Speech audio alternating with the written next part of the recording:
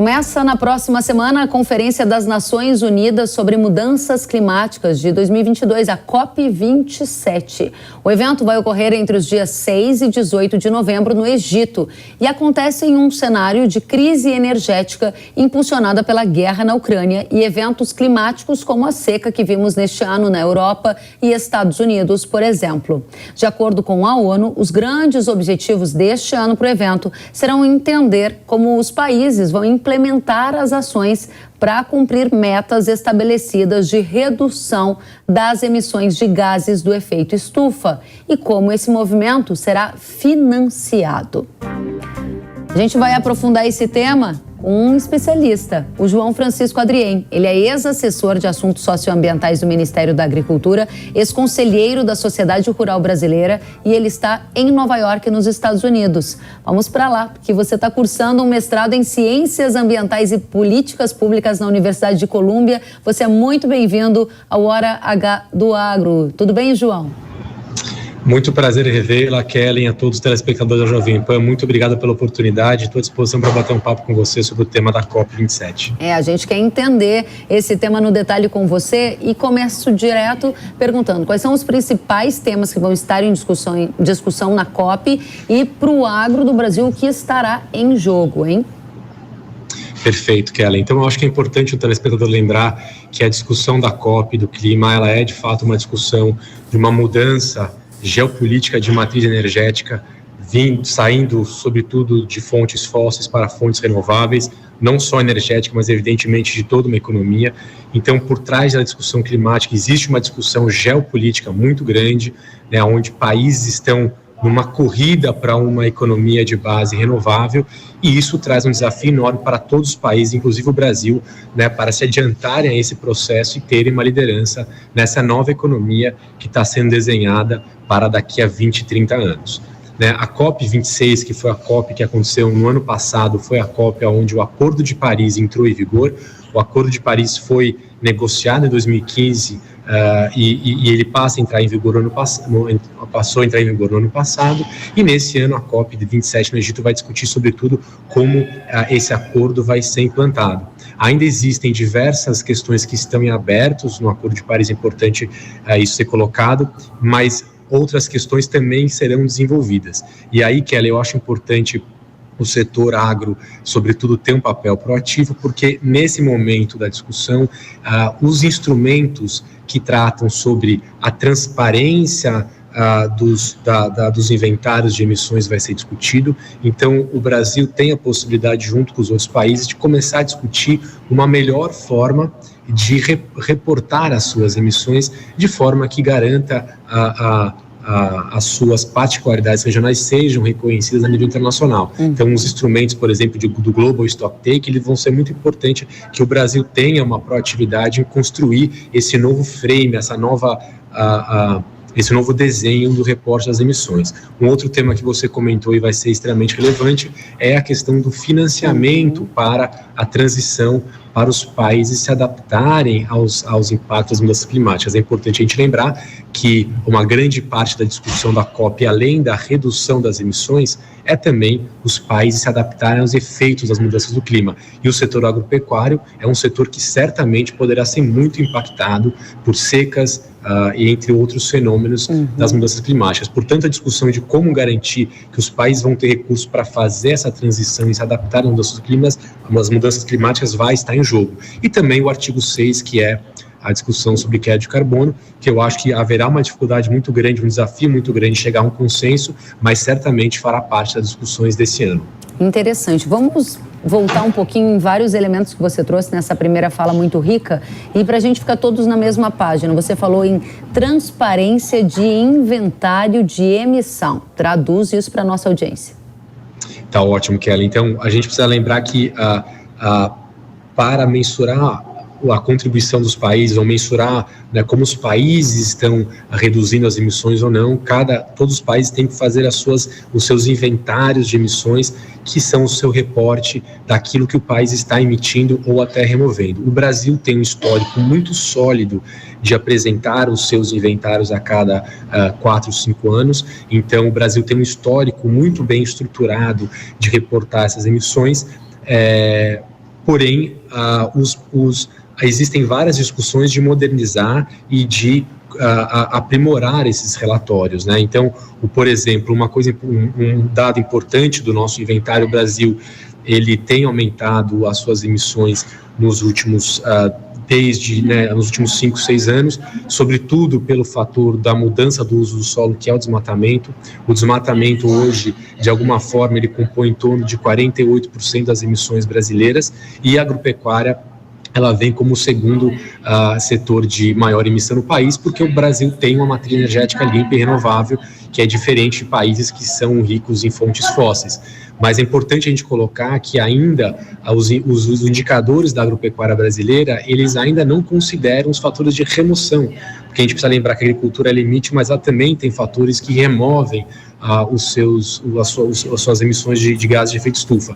E ainda esses indicadores de remoção, eles estão sendo desenvolvidos, mas ainda não fazem parte do inventário formal que o Brasil apresenta, mas há justamente espaço para esse aprimoramento. Portanto, na discussão internacional, que ela é importante que o Brasil esteja muito ativo para garantir que as particularidades regionais sejam consideradas nesse novo desenho do instrumento de reporte que é o Global Stock Take, como eu falei anteriormente, porque é isso que vai garantir a exata mensuração se o Brasil está ou não atingindo as suas metas no Acordo de Paris. É interessantíssimo para a gente aprofundar um pouco mais o que você traz, porque você diz o seguinte, que nesse momento a gente está, se eu cometer alguma incorreção, por favor, me corrija. A gente está olhando para a emissão, mas não está olhando para balanço. Ou seja, o Brasil emite, mas ele também recupera, né? Ele tem uma palavra mais precisa para isso. Qual é a palavra? Remoção de gás de efeito estufa. Ele remove, então a gente não está falando de balanço, o que poderia trazer algum tipo de desequilíbrio nessa análise, quero saber se essa é a sua opinião. E o segundo ponto que você disse, que o Brasil tem na agropecuária a segunda maior emissão, quando a gente não está olhando para balanço, está olhando só para a emissão. E aqui está o ponto de preocupação de muitos do setor agropecuário, numa tentativa eventual, depois de grandes eventos internacionais, de que a conta seja paga pelo agro. Você entende que há um risco do agro pagar esta conta? A gente está vendo isso acontecer, né, João? Nova Zelândia, uma tentativa de criar uma taxa para emissão de gases dos animais. Na Holanda, a gente viu manifestações porque há uma tentativa do governo de reduzir o uso de fertilizantes. E Canadá, mesma coisa. Quero entender se o Brasil vai nessa direção, qual é o risco, se você pudesse aprofundar para a gente essa discussão. Perfeito, Kellen. Eu acho que essa é o grande desafio que o Brasil precisa enfrentar. O que nós temos visto, sobretudo num grupo de trabalho que chama Coronívia, que é o grupo de trabalho conjunto de agricultura, que é um grupo dentro da COP do Clima que discute todas as questões sobre agricultura, existe um grande consenso que a agricultura ela tem um papel fundamental na segurança alimentar global. E segurança alimentar, ela traduz claramente instabilidade ou instabilidade política pela falta de segurança alimentar. Então, o que está sendo desenhado, e o Brasil é um grande líder desse processo, é que a agricultura, dentro do grupo de trabalho de Coronívia, ela tem que ser entendida como um fator de adaptação às mudanças do clima e não de mitigação.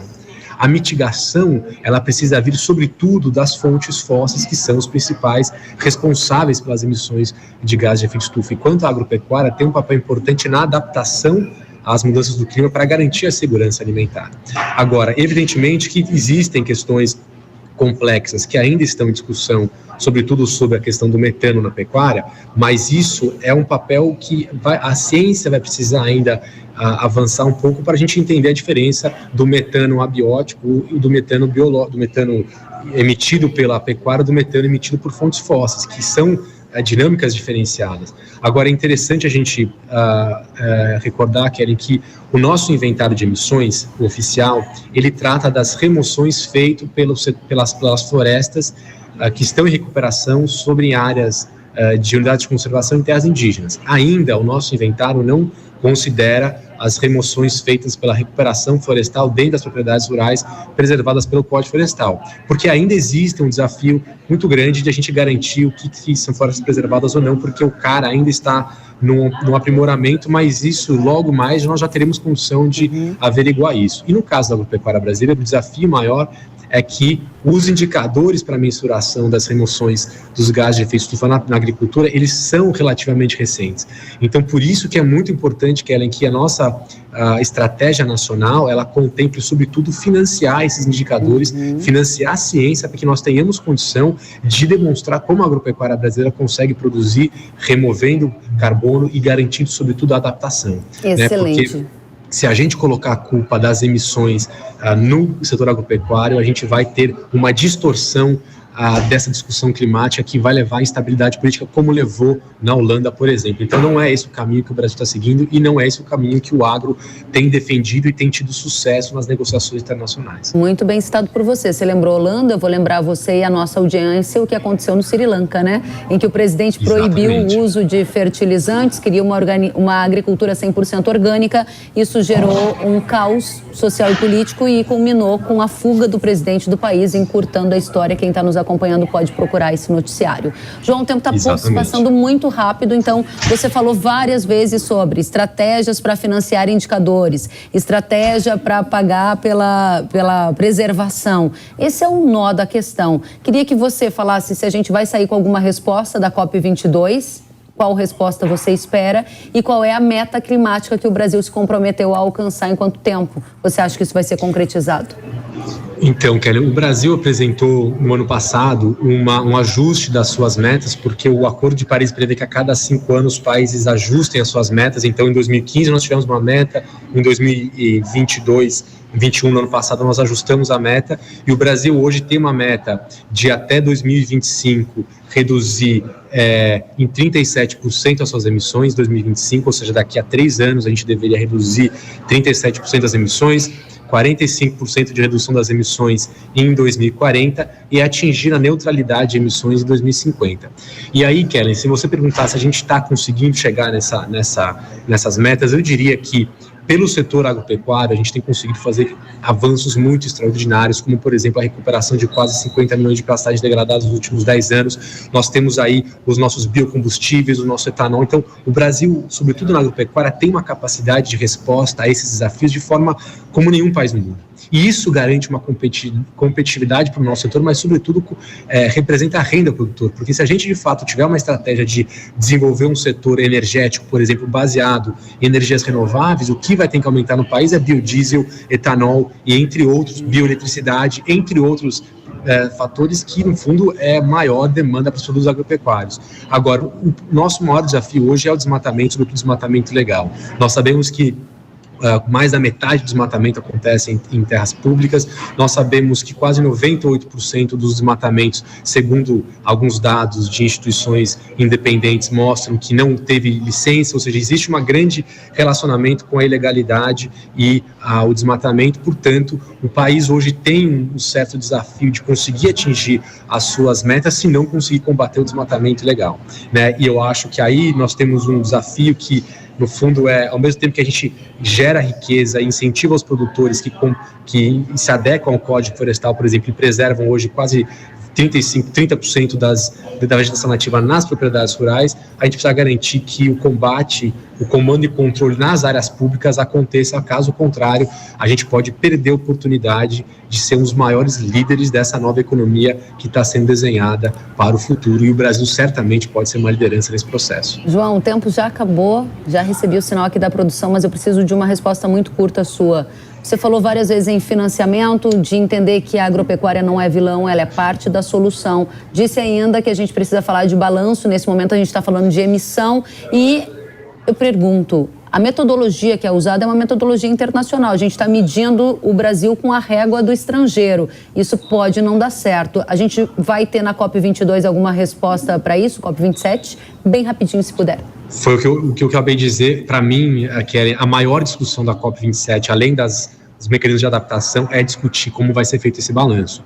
O Brasil tem total condição de influenciar o debate, mas ele precisa de ciência nacional para ter os indicadores para poder apresentar internacionalmente. Então, há uma lição de casa que a gente está fazendo, né? Nós iniciamos esse processo. no governo do MCTI, no próprio mapa, mas a gente precisa consolidar isso. Então, existe uma janela de oportunidade, a gente não pode perder isso, Kellen. Excelente. João Francisco Adrien, ex-assessor de assuntos socioambientais do Ministério da Agricultura e ex-conselheiro da Sociedade Rural Brasileira, está na Universidade de Colômbia estudando o tema e trazendo atualizações para a gente. Volte sempre, foi um prazer recebê-lo na Jovem Pan News. Muito obrigado, Kellen. Um abraço a todos os telespectadores. Até a próxima.